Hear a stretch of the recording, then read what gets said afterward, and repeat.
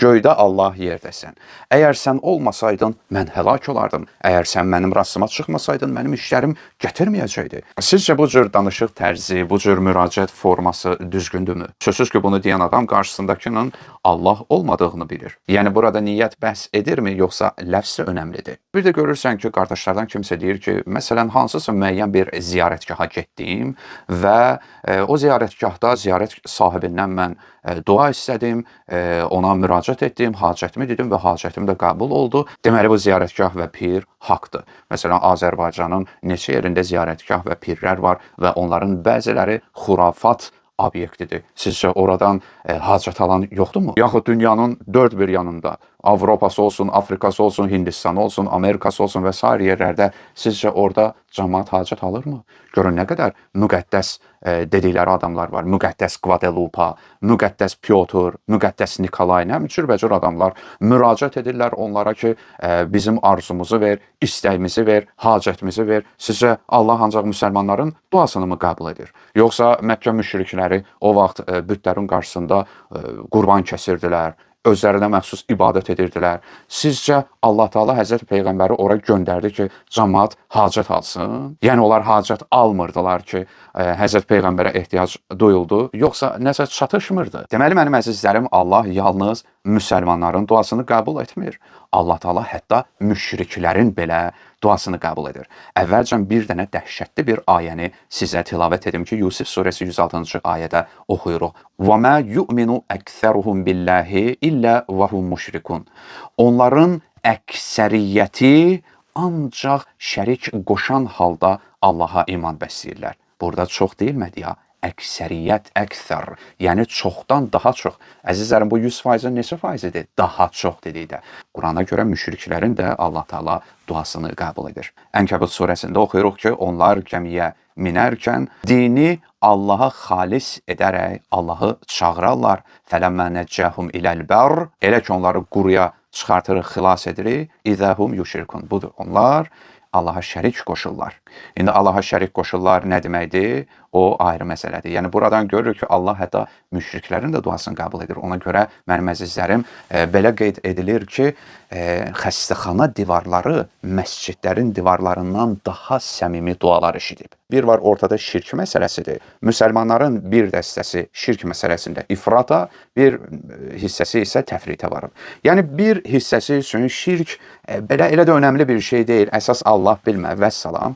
Digəri üçün isə onlar şirkə o qədər həssas yanaşıblar ki və bilmədən özləri və ya bilərəkdən şirki önəmli nöqtəsindən gətirib qəbirstanlığa pərçimləyiblər və sanki şirk deyəndə yalnız qəbirstanlıq və dua istəməklə əlaqədardır. Quran bu ayədə demək istəyir ki, iman gətirənlərin çoxu özlərini xalis mömin hesab edə bilərlər, amma onların əksəriyyətinin düşüncə, söz və əməllərində şirkin zərrələri gizlənib. İman insanın ancaq Allahın varlığına etiqadından ibarət deyil ki, tövhidə xalis etiqadı olan o şəxsi ki, Allahdan başqa onun ruhunda, qəlbində heç bir məbud yer tutmasın. Həqiqi müminin sözü də, əməli də ancaq və ancaq Allah üçün olmalıdır. Onun üçün Allahın qanunundan yüksək qanun olmamalıdır.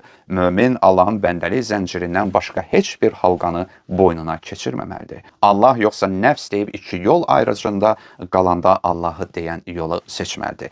Hər cür şirkdən, əqidədə, sözdə, əməldə şirkdən təmizlənmiş xalis iman bax budur. O ayə barəsində İmam Sadiq əleyhissalam buyurub, bu o şəxsin sözüdür ki, deyər, əgər filan kəs olmasaydı, məhv olardım. Əgər filan kəs olmasaydı, başıma filan şeylər gələrdi. Əgər filan kəs olmasaydı, ailəm zay olardı. Görürsünüz, imam demədi ki, buradakı əsas niyyətidir də, niyyətində bilir ki, Allahdır hər bir şeyin maliki.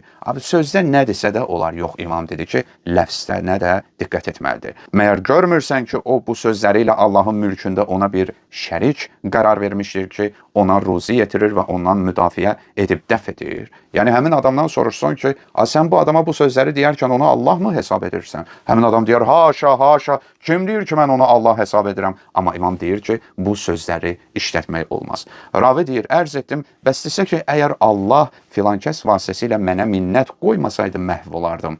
İmam buyurdu ki, bəli, bunun heç bir iradı yoxdur. Nə gözəl. Məsələn, qayıdıb deməkdən ki, sən olmasaydın, mən olmazdım, filan kəs olmasaydı, İslam belə olardı, müsəlmanlar belə olardı, nə bilim, filan kəs olmasaydı, atmosfer belə olardı, ağaclar elə olardı.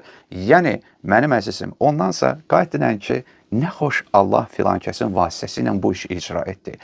Nə xoş olsun sənin halına ki, Allah sənin vasitənlə mənə minnət qoydu və mənə filan şey yetirdi. İnanın, mənim əzizlərim, bu sözü eşidən adam üçün də bu xoş olacaq. Həmçinin İmam Sadiqdən soruşdular ki, şirkin qaranlıq gecədə qara palaz üzərində gəzişən qarışqanın hərəkətindən daha gizli olması barəsində sual verdilər. İmam buyurdu ki, bəndə o zaman müşrik olar ki, Allahdan başqası üçün namaz qılar, Allahdan başqası üçün qurban kəsər və ya Allah Taala'dan başqası üçün çağırar.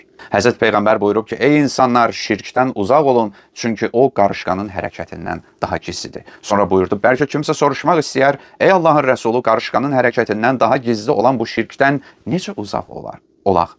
Deyin.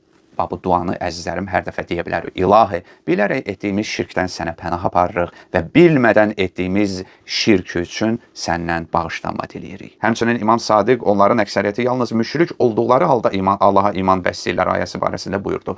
Onlar deyirdilər, qürub edən filan ulduz və doğan bəhmən ulduz sayəsində yağış yağır və ya kahinlərin, falçıların yanına gedir və onların dediklərinə inanırdılar. Və bu da gizli şirkdir. Ona görə İslamda falçı, ay nə bilim nə, bunlar düzgün sayılmır. Mənim əzizlərim, dua yazan insanlara baxın, sizə müraciət etdikdə nə deyirlər? Qayıdıb deyirlər ki, inanmalısan, bunu tam səmimi qəlbdən inanmalısan. Baxın, sizə deyirlər ki, inanmalısan. Buna psixologiyada da plasebo effekti deyilir. Yəni, tibbdə də istifadə olunur ki, bir xəstə həkimin yanına gəldi ki, mən ağrıyıram, mənə müalicə lazımdır. Həkim onu müayinə etdi və nəticə belə oldu ki, həmin adam xəstə deyil, sağlam adamdır. Həkim hər nə qədər dedirsə, xəstə adam dedi, yox, özüm yaxşı hiss eləmirəm, mənə dərman ver. Həkim bu dəm ona şirin, belə, konfetə bənzər həblər verdi.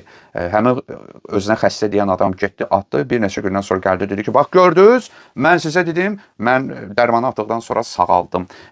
Amma halbuki həkim ona sadəcə şəkər vermişdi ki, insan özünə inanmaqla bu məsələni özündə həll etdi. İndi nəticədə nə olur? O ona dərman verilib, yox, insan inanmaqla bu şeyə gətirib səbəb oldu. Həmçinin İmam Baqir əleyhissalamdan da nəql olunub ki, bəs bu ayədə şirk deyərkən ibadətdəki şirk yox, itaətdəki şirk nəzərdə tutulub. İnsanların etdikləri günahlar itaətkarlıqda şirkdir. Çünki günah edənlər şeytana itaət edir. Allaha itaətdə şeytanı da Allaha ortaq edirlər. Bəli, günah edən adam da gizli şirk edir də, Allahın əmrini qoyur, şeytanın vəsvəsəsinə və ya öz daxilinin əmrinə tabe olur. Din tədqiqatçılarının fikrincə, gizli şirk ümumilikdə insanın İslamdan çıxmasına səbəb olmaz və imanla ziddiyyət təşkil etməz. Yəni, hətta möminlər də bu bəlaya düçar ola bilərlər ki, həmin ayədə qeyd etdik. Əllamə Məclisi gizli şirkin mərtəbələri sırasına həyatın müxtəlif məsələlərində, o cümlədən ruzi və dünya işlərində Allaha tam təvəkkül etməməyi daxil etmişdir. Həmçinin dünyaya bağlanmaq və Allahdan başqasına ümid bağlamaq da gizli şirkin əlamətlərindən hesab olunur. Rəvayətlərdə gizli şirkin bəzi nümunələri bunlardır. Riyakarlıq, yəni ibadət Allah üçün yox, başqa bir məxluq üçün yerinə yetirirsin, özünü göstərirsən və s. Və ya üzr istəməyə məcbur edən əməl. Peyğəmbərimiz xəbərdarlıq edib ki, insanı üzr istəməyə vadar edən hər bir əməldən çəkinin, çünki orada gizli şirk var. Allahdan başqasından istəmək.